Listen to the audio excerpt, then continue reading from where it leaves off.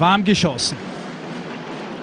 Dann einmal ein guter Pass von Martinovic über die Bande auf Miller. Der legt sich aber die Scheibe zu weit nach rechts bei diesem Haken. Und das Kroaten tun sich im Salzburger Volksgarten generell schwer.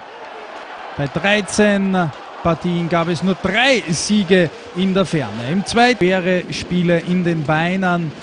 Und für ihn geht das 0:0 noch in Ordnung. Dann dieser Schuss und erstmals Aufregung im Volksgarten. Videobeweis wird herbeigezogen. Das Tor zählt nicht. Rob Schramp hat nur die Stange getroffen. Hier ist es klar zu sehen.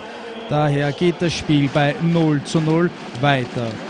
Überzahlspiel und das Getümmel vom Tor. Der nächste Torjubel und wieder Diskussion. Wieder gibt es den Videobeweis. Und diesmal zählt der Treffer. Johnny Boychuk mit seinem ersten Saisontreffer bringt er hier nicht auf 2:0 erhöht. Einmal einer der wenigen Entlastungsangriffe der Kroaten, Koren, aber Brückler mit einem